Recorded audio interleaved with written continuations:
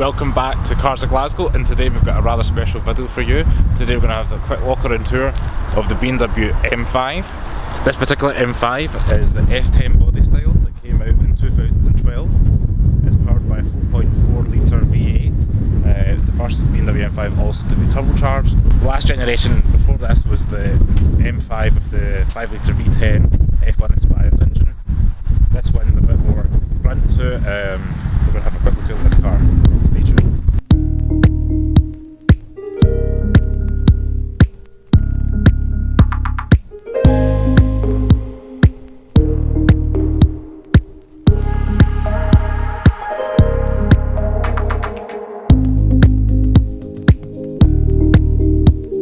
This generation of the M5 is known as the F10 body style by BMW enthusiasts.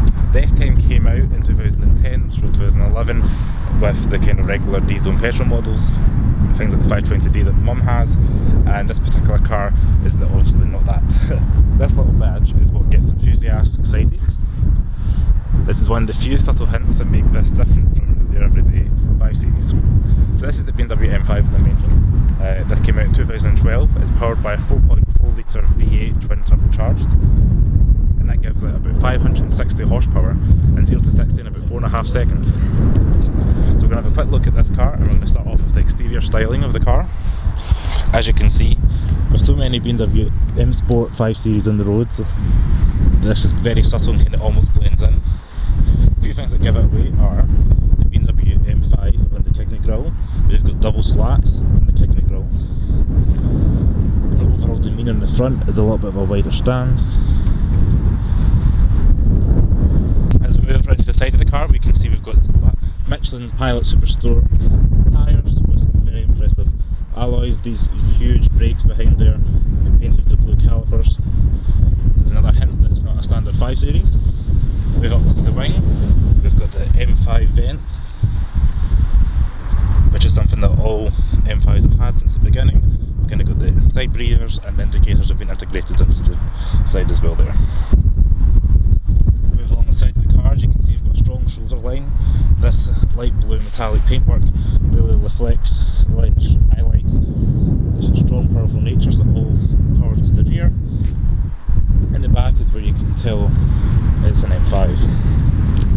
The giveaway, apart from the badging, the quad exhausts, that rear diffuse at the bottom, an overall aggressive meaner stance with a wider track over the standard 5 Series. This kind of angle I think is one of the best angles for the M5 with the F10 model anyway.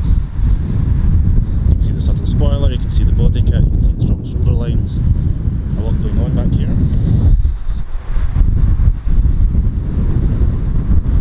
We'll take a step into the car.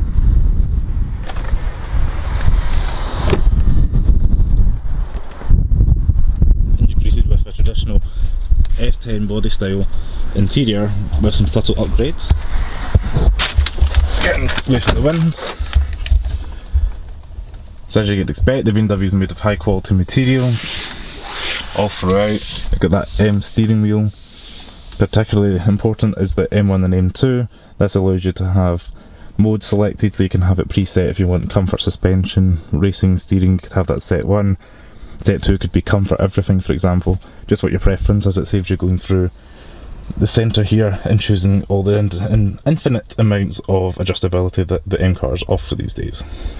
So this car does have keyless go, so put the fob in the middle, foot in the brake, and start the car up. And that 4.4 litre V8 comes to life.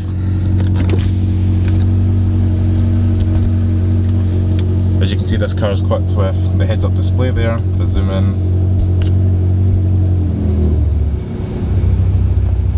there we go.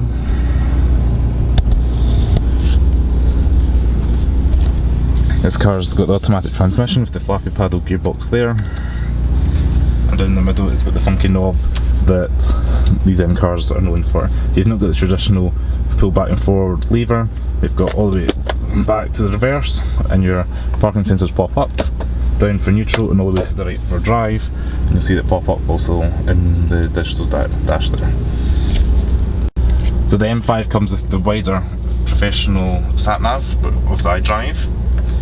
allows you to go things between many of the BMW reviews before. I'll leave links below where I go in more detail, but things like radio, and obviously your phone, telephone, sat nav, all that can be done through iDrive. Way down we've got the climate vents, so it allows you to adjust the temperature. BMW have always had these blue and red hot, and along with down below you've got the digital climate controls. Here's your CD slot with your presets, which is one of the amazing things I like about the BMW / Rolls Royce mini cars. You run your finger across and it allows you to give you an idea of what you've got popping up without having to push it. So if you fancy, say, a radio station, or you've got a sat nav address or something preset, you just push that and good to go, and that will change to that channel or set that destination. Down below is things like your heated seats. Down here, climate, as I mentioned, cup holders.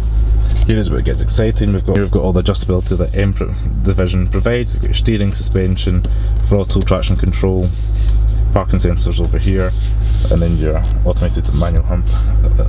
Oops. Here you've got your electronic handbrake, all finished off with this kind of brushed aluminium effect. The overall car cabin is covered in this kind of leather material. It's all soft touch, very plush, and definitely a step up in interior quality over the standard F10 5 Series cars. The seats themselves are very sporty and supportive, as you'd expect in a high performance car. Down here, this car does come with the electric seats that you're standard with, things like adjustability back and forth, and then your lumbar supports in here.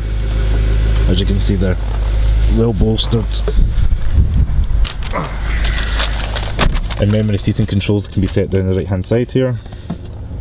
And along on the driver's door here, wing mirror controls, all round electric windows, as you'd expect in an expensive German car. Move into the rear of the car. Let's maybe walk around a bit complete tour. Step into the back of the car. We have enough knee room, as you'd expect in standard 5 Series. Plenty of headroom. Just for reference, I'm 5'11", and plenty of headroom there. Got nice cutouts in the ceiling, which is nice of BMW in this. I don't intrude too much, so look at the slope it might look like. But with plenty of room, probably ideal for two abreast and then one on the occasional. We've got a high transmission hump. Please note this seat is in the fastback position, so that isn't your standard kind of knee room there. And this also has little airplane style pockets, and we do have an armrest, so you can take your family and track days, and your kids can have their sippy cups in there and iPads in the back. Everything you'd ever want. The high quality materials continue throughout the cabin. As you can see, you've got that soft touch leather there, glorious stitching in the back. It's really high quality leather used, but also things like heated seats in the back that you just don't get in a standard car. Climate control, as you can see, same operation as the front, and everybody gets a good view out.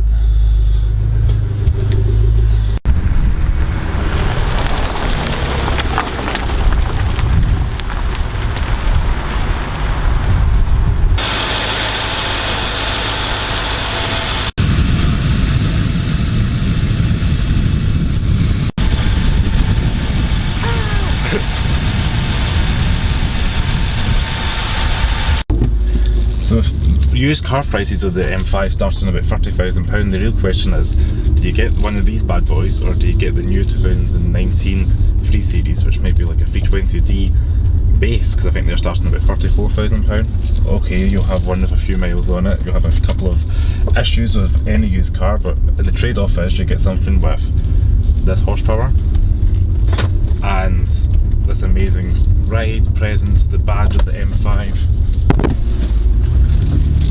And running costs of the M5 are going to be high, as you'd expect. Being an 80 odd grand car new, without options, running one of these on a budget may not be for the faint hearted, but definitely something I'd recommend. Out on the road, the M5 is comfortable with adaptive dampers. You've got handling, everything is infinitely adjustable, so if you want something hard sprung, you've got that option. If you want a daily cruiser to nip to Waitrose, you've got that option too.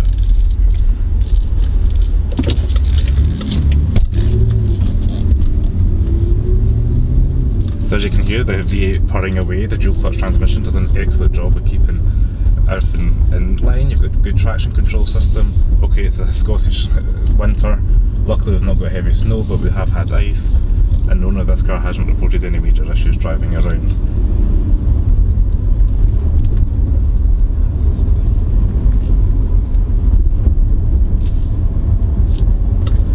I think the main appeal of the BMW M5 is the fact that it's got a dual personality. This car can be a track monster if you need it, and equally it can be the kind of family everyday cruiser that you'd expect, something that your wife or husband would happily allow you to have, because why not? It's got 4 seats, 4 doors. This split personality is what the ace in the card the M5 is, and it's always been top of the class. Yes, it faces fierce competition from the likes of the Mercedes with the E63 AMG, Audi RS6, hello, that is an estate only, this car's a saloon only, so maybe they don't really compete that. Things like the RS7, again it's a hatchback, and being the M6 might be the competition for that. It's up for you guys to decide, but those guys are the main competition you'd expect. The XFR again, we've got the Polestar, Volvos, Cadillac CTS-V if you're in North America. These cars I unfortunately haven't driven yet. This is my first high performance car, so stay tuned for comparisons of that. But what I can confirm is, having driven many standard BMWs, this is light years ahead, head and shoulders, whatever you want to call it, above a standard, say 520D that I've driven most of my life for the past couple of years anyway. And also want to say, hopefully you guys enjoyed this video. I'm trying to grow this channel and get exciting cars like this M5 out to yourselves, so please smash that like button, subscribe to the channel below, and I will see you next video. Ciao!